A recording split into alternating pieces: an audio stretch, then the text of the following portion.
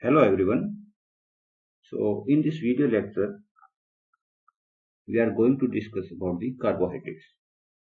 And this video lecture is in continuation with the earlier video lecture named Carbohydrates 1. And this is Carbohydrates 2. This is Carbohydrate 2. And this topic is included into the BSc third semester of Guru Jambheshwar University of Science and Technology, Hisar. And I am Dr. Kuldeep. So let's start with the video lecture. Okay, so let's start with the cyclic structure of the monosaccharides. So in the previous lecture, we have discussed about the carbohydrates, their classification, and one method to represent their structure, that was the Fischer projection, which was given by the German chemist Emil Fischer. So let's come to the cyclic structure or Haworth structure or Haworth projection. So Haworth projection is a method to represent the cyclic structure of the carbohydrates. So how the cyclic structure can be drawn by using the Haworth projection?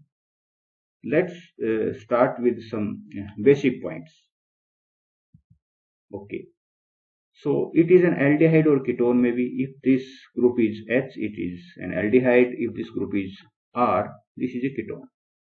When a ketone is reacted with an alcohol in the acidic medium, so there is a nucleophilic attack of the lone pair of oxygen onto this carbon. What will happen?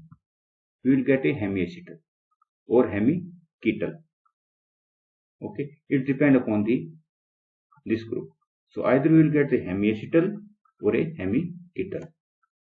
If we further react this hemiacetal or hemiketal with one more molecule of the alcohol, there is again second nucleophilic attack on the carbon, and we will get an acetal or a ketal. So this is happen when the nucleophile coming from the outside. What will happen if the electrophilic and the nucleophilic center are present in the same molecule? Okay, let's see. So here the pyranose form and the furanose form. Why they are called the pyranose or furanose? We will know it in a little time. So let's start. This is D-glucose. Okay, this is glucose and D-glucose. Why? Because this OH group is present on the right hand side in comparison with D-glyceraldehyde. So this is D-glucose. Okay, if I rearrange the structure like this, what I have done, I have first naming 1, 2, 3, 4, 5, 6. I have given number 1 to the aldehyde carbon, then 2, 3, 4, 5 and 6. And I rearrange this molecule like this. What I have done, I put this carbon on the top, then carbon number 5th, which contains the OH group, then 4, 3, 2, 1. So what is in my mind? I want to draw a cyclic structure. So I first rearrange this molecule which look like a cyclic structure. Not actually cyclic, I just rearrange it for a better understanding. So, okay, what will happen now? Now these lone pair of the oxygen will attack upon this carbonyl carbon. Now the nucleophilic and the electrophilic center are present in the same molecule. Then what will happen? When these lone pair attack on this carbon, these electron pair shift on the oxygen because oxygen has electronegative character, and then what will form? A pyranose form is formed. This is known as the pyranose form. So this O attack on this carbon, so there is a formation of a bond between the carbon number 1 and this oxygen. So carbon number 1 and this oxygen, and the molecule cyclizes, and this is the cyclic form. This is known as the pyranose form. Okay, Then let's come to the D-fructose. This is fructose. What is the difference between fructose and glucose? The glucose has aldehyde group and fructose has ketonic group. Although the molecular formula is same, C6H12O6. D, why it is D? Because this carbon has OH group on the right hand side, which is shown in green color. So this is known as D-fructose. Okay. So I also rearrange this molecule like this. What will happen? Sixth carbon is on the top, just like this. Then fifth, then fourth, then third, and then second. What is the difference? This second carbon has OH group, but now this second carbon has carbonyl group. It is evident from the open chain structure. So in fructose, the carbon number 2 is a carbonyl group, but in glucose, the carbon number 2 is a hydroxy group. So now what will happen? Again this OH will attack on this carbon. Okay, then what will form? There are two possibilities. The first possibility is a pyranose form. It forms a pyranose form. Okay, how pyranose form is formed? This 1 is here, then 2. Okay, this OH group, the lone pair of this OH group attack on this carbon, a 6-member ring is formed, and this is known as the pyranose form, and this form is present in excess. It is 72%. Okay, so this is pyranose form. Why it is known as pyranose form? This in analogy with pyrene. This molecule is known as pyrene. So it is a 6-member compound. 1, 2, 3, 4, 5, 6. There are 5 carbon and 1 oxygen atom. Same situation is here. There are 5 carbon and 1 oxygen. So this form is known as the pyranose form. Second possibility, the lone pair of this oxygen may attack on this carbon. Then what will happen? A 5-member ring is formed like this.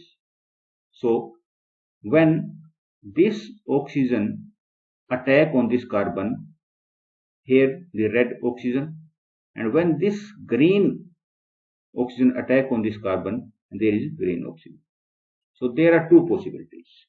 The pyranose form may be formed, and the second furanose form. The furanose form is present in 28%. Why it is known as furanose form? This is in analogy with the furan. This molecule is furan. So furan has 4 carbon and 1 oxygen. So it also has 4 carbon, 1, 2, 3, 4, and 1 oxygen atom. So why this is known as a furanose form? So we can see here that the glucose, when cyclized, form exclusively the pyranose form. But when fructose cyclizes, it forms a mixture of the pyranose and the furanose form, although the pyranose form is in the large excess as compared to the furanose form. Then come to the structure of alpha D-glucose and beta D-glucose. So up to now we have discussed about the glucose, okay, then D-glucose, then what this mean alpha and beta. Okay, just look at this molecule. What is this? This is D-glucose, and the structure shown on the left hand side is the Fischer projection of the glucose. Now I want to change this Fischer projection into the Haber's projection from open chain structure to a cyclic structure. What I have to do? This is carbon number 6, as I earlier told. I put it on the top, then 5th, then 4th, 3rd, 2nd. And the point I want to emphasize here is I have put a blue circle on the OH group which are present on the right hand side, and I make red the OH group which is present on the left hand side. So you can see the group on the left in a Fisher projection are up in the Hawass projection. Okay, so group are on the left, which are red, are present on the upside. This is upside and these are the downside. And group on the right in a Fisher projection are down in the Hawass projection. So these are present on the down. Okay, and this OH, which is neither red or blue, is the nucleophilic oxygen. So it will attack here. Then what will happen? A cyclic form is formed.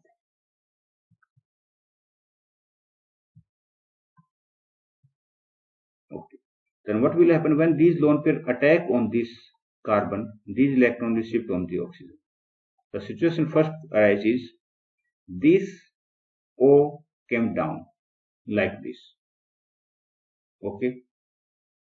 And anomeric carbon, a new asymmetric center. So there is one new term, anomeric carbon. What is anomeric carbon? A new asymmetric center is generated when there is a nucleophilic attack of the lone pair of oxygen on the carbonyl carbon.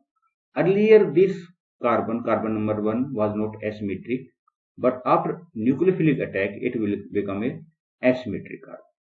So this form is known as alpha D glucose. This is the Hawass projection, cyclic structure.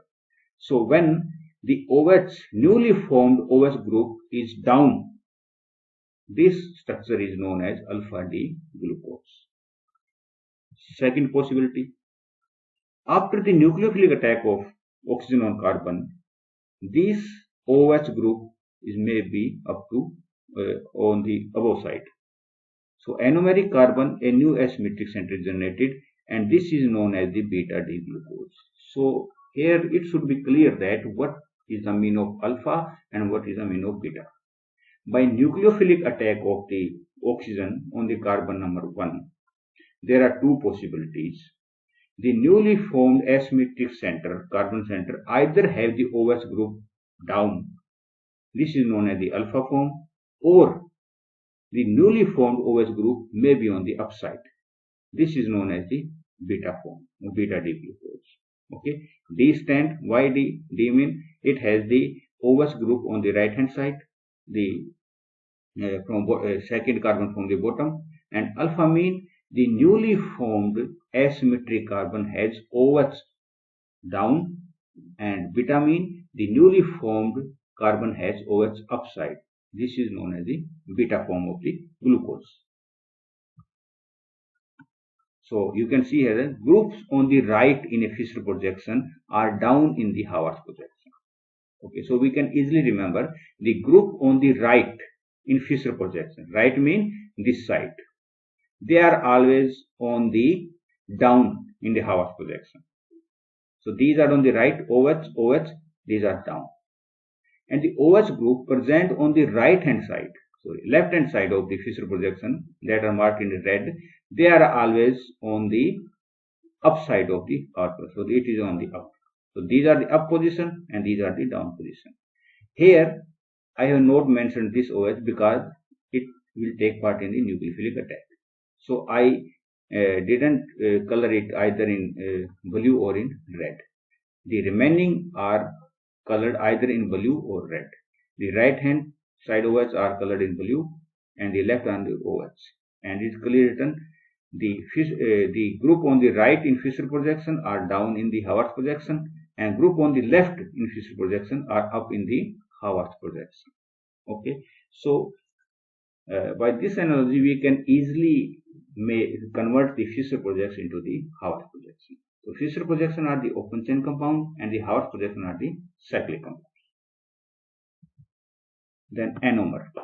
As I just discussed about the anomer, in the last lecture we have discussed about the epimers. So there is another term, anomer. So what is anomer? Okay, so first very simply I am saying alpha D glucose and beta D glucose are anomers.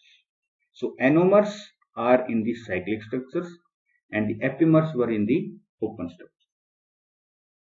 Then second point, anomer are two sugar that differ in configuration only at the carbon that was the carbonyl carbon in the open chain form. Okay, and this carbon is called the anomeric carbon. So the carbon which is carbonyl carbon in the open chain structure is known as the anomeric carbon. The prefixes we are using alpha and beta denote the configuration about the anomeric carbon, because anomeric carbon is a asymmetric carbon. Because anomer like epimer differ in configuration at only one carbon, they too are a particular kind of diastereomers. Okay, in epimer there is difference along only one carbon, either it is C2 carbon or C2 epimer or C4 epimer. In same analogy, anomer have the configuration different at only one carbon, and that carbon is anomeric carbon. Okay, the anomeric carbon is the only carbon in the molecule that is bonded to two oxygen. So if you have any confusion about the anomeric carbon, so from here there should be no confusion. It is clearly written that the anomeric carbon is the only carbon in the molecule that is bonded to two oxygen atoms. So you can easily recognize the anomeric carbon in the structure. So here let's see this diagram. The cyclic compounds are in equilibrium with the open chain compounds. Okay, so we have discussed about the Fischer projection, which talk about the open chain compound, and the Haworth projection talks about the cyclic. And the cyclic compounds are in equilibrium with the open chain compound. So here you can see that first we have discussed about the Fischer projection, mean the middle compound. And interestingly, the D-glucose present in the open chain form is only 0.02%, and 64% is beta D-glucose, and 36% is alpha D-glucose. Why the beta D-glucose is present in more amount as compared to the alpha D-glucose? Let's see in next few slides. So interestingly, you can see here that the open chain compound and the cyclic chain compound, they exist in equilibrium with each other. If you have a sample of glucose in your laboratory, so that sample contains the three forms present in the equilibrium with each other. Then what is mutarotation? Okay, let's understand this phenomena. When suppose you have a pure crystal of alpha D glucose and you dissolved it in water. Okay, alpha D glucose have some specific rotation, and that specific rotation is plus 112.2. But when you dissolve this pure crystal alpha D glucose in water, its specific rotation changes to plus 52.7. Okay, and this is the alpha D glucopyranose. Alpha means the anomeric carbon has OH on the downside. D stands for the configuration. Glucose, pyranose, it is a pyranose form. Alpha D means specific rotation. Specific rotation means we have defined the wavelength and temperature. So it is 112.2. So this is the specific rotation of pure alpha D glucose, 112.2. And when you dissolve this alpha D glucose in water, there is change in the specific rotation from 112.2 to 52.7. Similarly, if you take the pure beta D glucose, which have specific rotation of plus 18.7, it is also changes to the 52.7. So either you take the alpha D glucose or the beta D glucose, when you dissolve separately them in water, the final rotation, specific rotation is 52.7, and it is interesting. Why it is so? And this is the beta D glucopyranose. What is the difference between the two structures? All the atoms are same, but if you look at the newly formed asymmetric carbon, the OH group is present on the downside in the alpha D glucose, and is present on the upside in the beta D glucose. What is the meaning of exact meaning of alpha up and down side? We will see little later. Okay, this change in specific rotation occur because in water the hemiacetal opens to form the aldehyde, and both alpha D glucose and beta D glucose are formed when the aldehyde recyclizes. So in the water there is an equilibrium between the open chain structure and the cyclic chain structure. Open chain structure convert into the cyclic, and cyclic change into the open. So there is an equilibrium in the alpha and beta form through the open chain structure. So the three form of glucose, three form mean alpha form, beta form, and the open chain, the Fischer projection, are reach equilibrium concentration. The specific rotation of the equilibrium mixture is plus 52.7. That's why either you start with the alpha form or the beta form, the final rotation is constant changing, that is 52.7. This is why the same specific rotation result whether the crystal is originally dissolved in water or alpha D glucose or beta D glucose or any mixture of the two. So you can start with the pure form of alpha D glucose or with the pure form of beta D glucose or any mixture of that. You will get the final rotation, specific rotation plus 52.7. Why it is so? Because I already told there is an equilibrium. So this form is the open chain structure. It recyclizes into the beta form. It can also recyclize into the alpha D form. When alpha D form, it can change it into the open chain. If a beta D glucose, it can change into the open chain. So there is an equilibrium between the alpha and beta D glucose through the open chain structure, and this equilibrium has specific rotation of plus 52.7. Okay, the slow change in optical rotation to an equilibrium value is called mutarotation. So this process is known as mutarotation. So mutarotation is nothing but change in the specific rotation of alpha D glucose and the beta D glucose. And you can notice that the beta D glucose is present in the 64% amount, and the alpha D glucose is present in 36%. Why the mixture behave like this? Why there are not this same concentration? Why they have different concentration? So we can find the answer here. Now drawing the chair conformation of the D glucose. Okay, so this is the Haworth projection. Okay, let's change this compound into this form. As we know, if we have a cyclic structure of sp3 carbon, it is not planar compound. It will rearrange himself into a structure to minimize the interaction or to maximize the stability. So a chair form is stable because it minimizes the interaction. So how we can change a Haworth projection into a chair conformation? Look here. The anomeric carbon, number 1, 2, 3, 4, 5 and 6. The numbering is same. Put this carbon at this side. Then second, then third, fourth, fifth, and there is oxygen. Okay. So at 1, the OH is on the downside. Okay. Then OH, OH, OH and CH2OH. So as we know, the cyclic form has two types of bond, the equatorial bond, the axial bond. The axial bond are either up or down. So this is down, this is axial. This is in parallel with this bond. This is parallel with this bond, and this is parallel with this bond or this bond. So these are known as the equatorial position. Okay. So if I draw like this,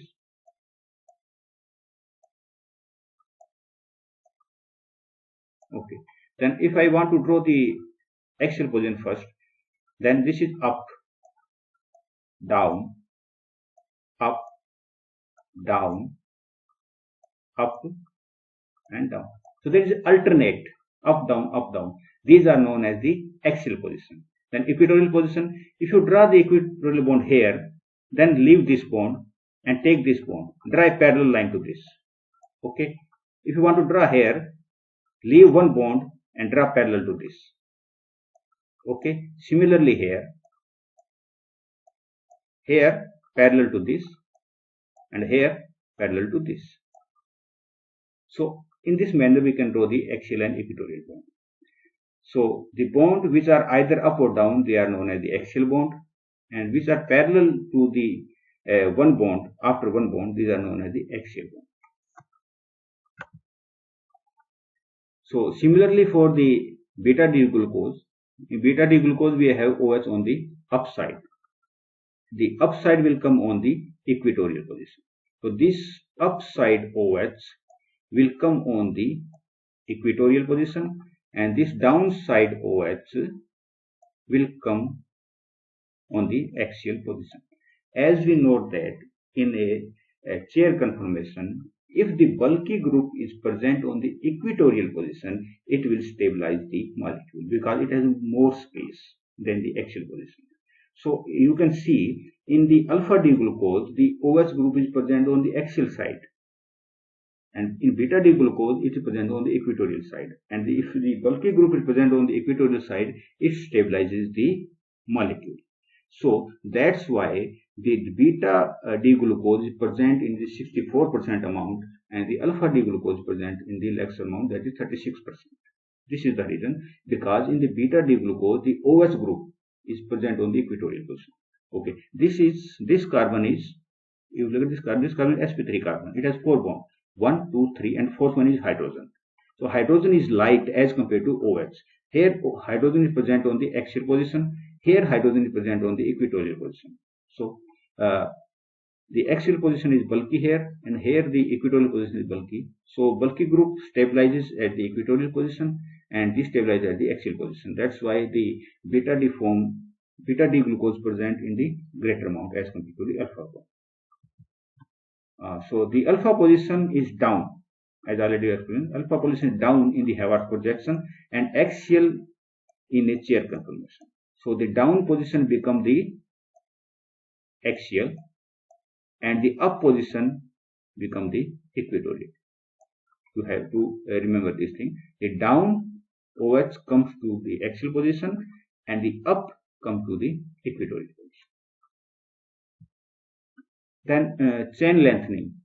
If you want to increase the chain, if you want to change the number of carbon from 4 to 5 or 5 to 6, then how we will increase this? So this process is known as the Grignani-Fischer synthesis. In this synthesis, we can lengthen the chain of our compound. So the carbon chain of aldose can be increased by 1 carbon if Grignani-Fischer synthesis by Grignani-Fischer synthesis.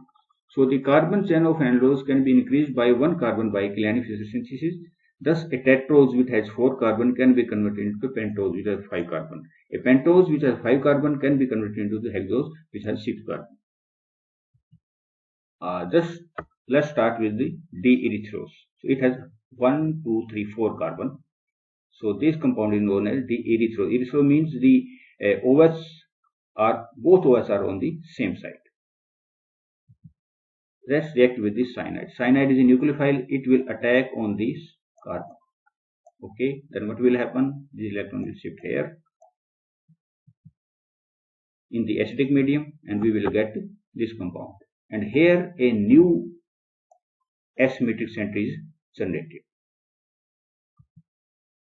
Secondly, it may happen that this OH group may come to the left hand side. So there are two possibilities.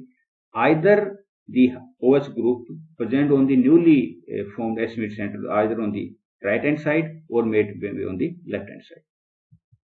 Then using the Lindner catalyst, we reduce this group and we will get either this one or this one. Then further hydrolysis in the acidic medium will produce these two compounds. So either the OH group is present on the right hand side newly formed, or it's present on the left hand side. There are two possibilities. If you compare these two molecules with each other, they are different only at the one carbon, and it is an open chain compound. So how we name them? We name them the epimers. So the Killiani-Fischer synthesis leads to a pair of C2 epimers because the configuration is different only at the C2 carbon.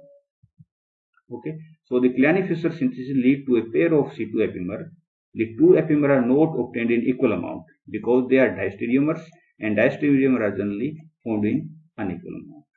Thank you very much for watching the video.